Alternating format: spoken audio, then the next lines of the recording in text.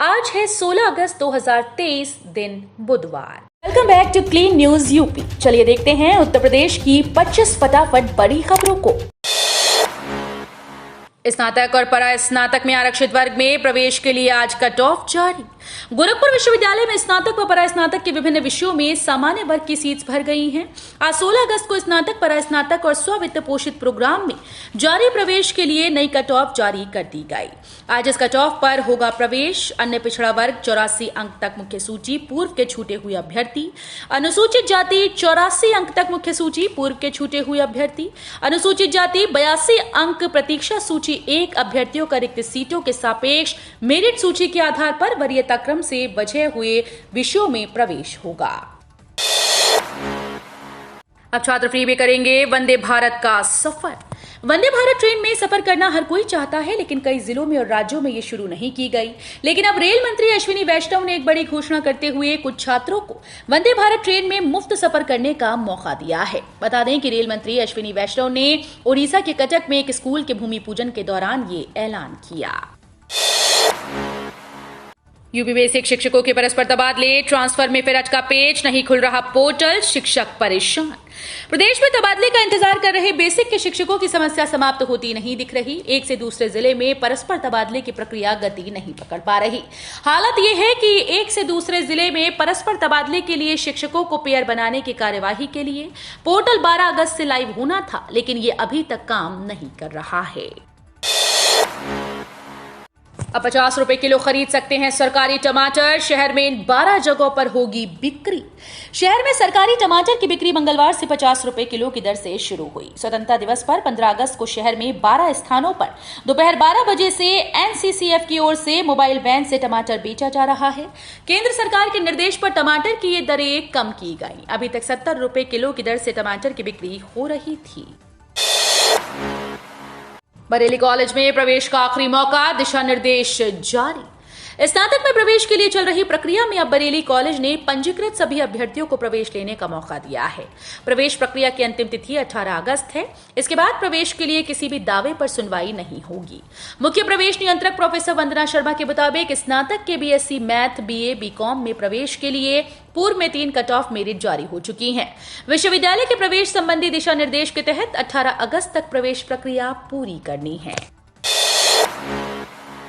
Urinal के लिए शुल्क अवैध वसूली, यूपी के इस शहर में नगर निगम ने दिया ये निर्देश। प्रयागराज सिविल लाइन के महात्मा गांधी मार्ग के टॉयलेट्स में यूरिनल उपयोग शुल्क वसूली रोकी जाएगी। नगर निगम ने यूरिनल शुल्क वसूली को अवैध करार देते हुए टॉयलेट्स का संचालन करने वाली एजेंसी को इसे रोकने के निर्देश दिए हैं।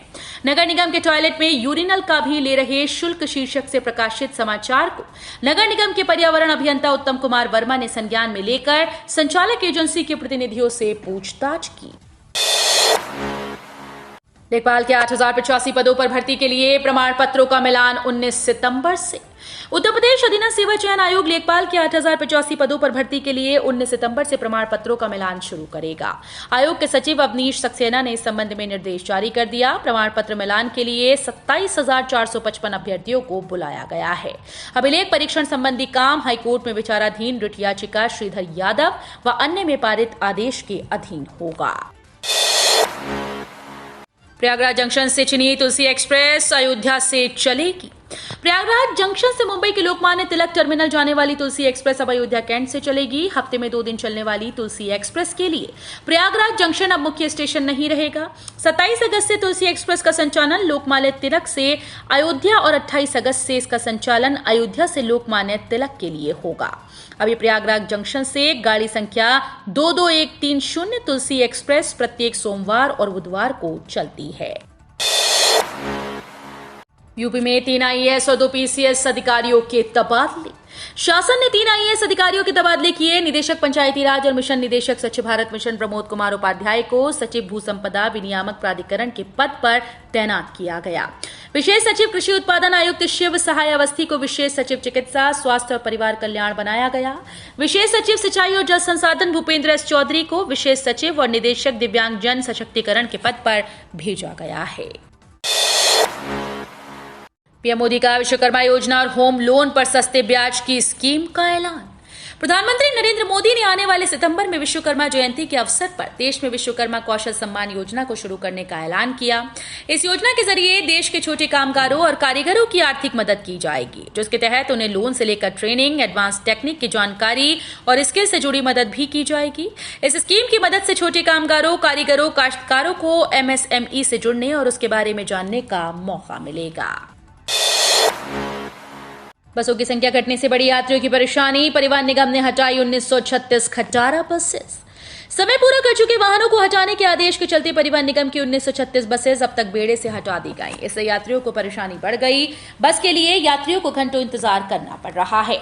हालांकि विभाग का दावा है कि 650 बसेस की बॉडी बन रही है, इन्हें जल्दी ही बेड़े में शामिल किया जाएगा। इससे यात्रियों को राहत मिलने की उम्मीद है। पैसेंजर ट्रेन के बंद होने के बाद यात्रियों के लिए सरकारी बसेस आवागमन का सबसे बड़ा जरिया हैं। अखिलेश यादव की नई टीम में पश्चिमी यूपी को कम तवज्जो मिलने पर उठे सवाल। लोकसभा चुनाव से पहले अखिलेश यादव की नई टीम का आकलन शुरू हो गया। बता दें कि समाजवादी पार्टी ने 182 सदस्यीय राज्य कार्यकारिणी का ऐलान किया। टीम में क्षेत्र और PDF फॉर्मूला, पिछड़ा वर्ग, अल्पसंख्यक और दलितों के प्रतिनिधित्व का आकलन किया जा रहा है। पश्चिमी यूपी से अखिलेश यादव की टीम में सिर्फ 5 मुस्लिमों को शामिल किया गया। पश्चिमी यूपी की कई सीट्स मुस्लिम बाहुल्य मानी जाती हैं। पश्चिमी यूपी से सपा ने सिर्फ 5 मुस्लिम चेहरों पर भरोसा जताया है। सीएम योगी बोले, आज हम सब एक नए भारत को देख रहे हैं। उत्तर प्रदेश के मुख्यमंत्री योगी आदित्यनाथ ने स्वाधीनता दिवस पर लखनऊ में अपने आवास पर तिरंगा फहराया। इस दौरान उत्तर प्रदेश के मुख्यमंत्री योगी आदित्यनाथ ने कहा कि आज हम सब एक नए भारत को देख रहे हैं। हमारे संस्कार हमें सदैव माता भूमि पुत्र हम प्रतिज्ञा के साथ जोड़ते रहे हैं। हमने इस धरती को कभी धरती का टुकड़ा नहीं माना, बल्कि इसमें मां का दर्जा दिया है।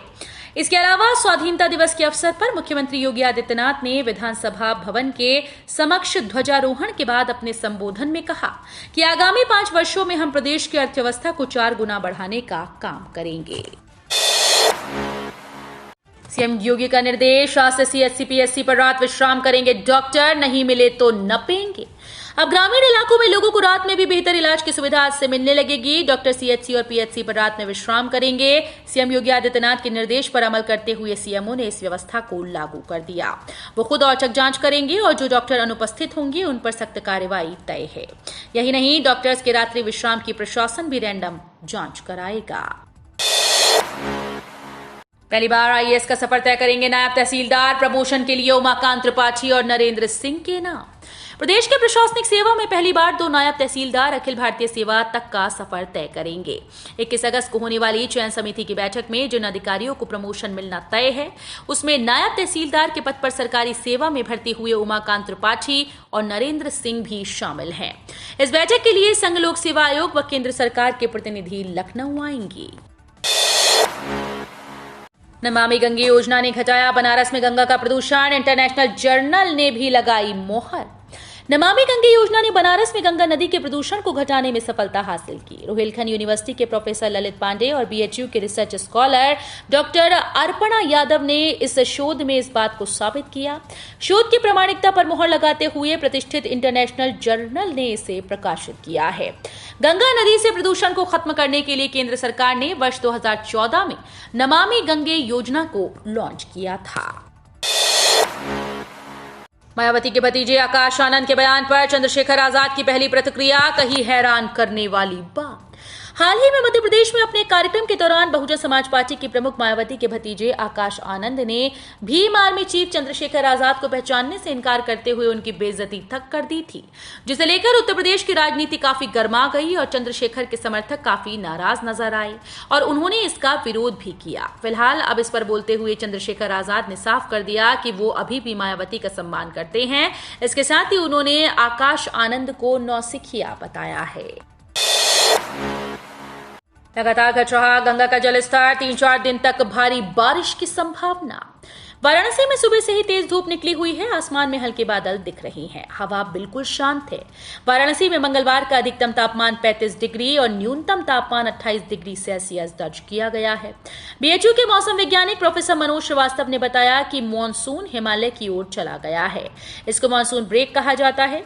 फिलहाल कल हल्की बारिश हुई थी। 17 अगस्त के बाद फिर से मौसम में बदलाव देखने को मिल सकता है। भारत यूएई के बीच पहली बार रुपए में लेन देन। भारत और यूएई के बीच पहली बार लोकल करेंसी में लेन देन हुआ। भारत ने 1 मिलियन बैरल तेल का भुगतान रुपए और यूएई की करेंसी दिरहम में किया।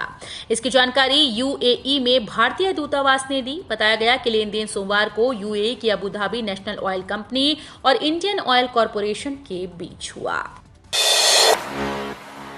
चीन ने उत्तर कोरिया के अधिकारों पर संयुक्त राष्ट्र सुरक्षा परिषद की बैठक का किया विरोध। न्यूयॉर्क में चीन के संयुक्त राष्ट्र मिशन के एक प्रवक्ता ने कहा कि चीन उत्तर कोरिया में मानवाधिकारों के हनन पर संयुक्त राष्ट्र सुरक्षा परिषद की नियोजित बैठक का विरोध करता है, क्योंकि इससे केवल टकराव और दुश्मनी बढ़ेगी। संयुक्त राज्य अमेरिका, अल्बानिया और जापान ने बैठक का अनुरोध किया, जो गुरुवार को होगी। 2017 के बाद से इस मुद्दे पर 15 सदस्यीय परिषद की यह पहली औपचारिक सार्वजनिक बैठक होगी। भारत दौरे पर आए अमेरिकी सांसद राहुल गांधी से करना चाहते हैं प्राइवेट मीटिंग। लाल किले पर आयोजित स्वतंत्रता दिवस समारोह में भाग लेने के लिए अमेरिकी सांसदों का एक प्रतिनिधिमंडल भारत दौरे पर आया। ये सांसद अमेरिकी भारतीय मूल के हैं। इस बीच अमेरिकी सांसदों ने कांग्रेस नेता राहुल गांधी के साथ एक निजी बैठक करने की बात कही। इस घटनाक्रम की पुष्टि कांग्रेस पार्टी के वरिष्ठ पदाधिकारी प्रवीण चक्रवर्ती ने की। उन्होंने ये भी कहा कि कांग्रेस पार्टी ने अमेरिकी सांसदों से कहा है कि वे राहुल गांधी से मुलाकात के लिए औपचारिक और आधिकारिक अनुरोध करें। पीएम लाल किले से बोले, अगली बार फिर तिरंगा फहराऊंगा। खड़गे ने कहा, मोदी अहंकार दिखा रहे, वे अगले साल अपने घर पर झंडा फहराएंगे। प्रधानमंत्री नरेंद्र मोदी के लाल किले पर अगली बार फिर तिरंगा फहराऊंगा वाले बयान पर राजनीति शुरू हो गई। कांग्रेस अध्यक्ष मल्लिकार्जुन खड़गे ने कहा कि अगले साल मोदी अपने घर पर झंडा फहराएंगे। वे आज भी अहंकार दिखा रहे हैं, तो देश निर्माण कैसे करेंगे। पीएम ने लोगों से आशीर्वाद मांगते हुए कहा, 2047 में देश जब स्वतंत्रता के 100 साल का जश्न मनाए तो हमारे देश का तिरंगा दुनिया में विकसित देश की पहचान के साथ लहराए। ओम प्रकाश राजभर ने मंत्री बनने की बता दी डेट। शिवपाल को लेकर किया ये बड़ा दावा। हाल ही में एनडीए का हिस्सा बने सुहेल देव भारतीय समाज पार्टी के अध्यक्ष ओम प्रकाश राजभर के मंत्री बनने को लेकर अटकलों का बाजार गर्म है। इस बीच गोरखपुर पहुंचे राजभर ने कहा कि सितंबर में उनकी पार्टी सरकार में शामिल होगी। उन्होंने दावा किया कि शिवपाल यादव सपा में उपेक्षित हैं और वे भाजपा में शामिल हो सकते हैं। राजभर ने ये बातें गोरखपुर बस्ती मंडल और अंबेडकर नगर के संगठन की तैयारियों की समीक्षा बैठक में कही। इस दौरान वो समाजवादी पार्टी पर खासे हमलावर रहे।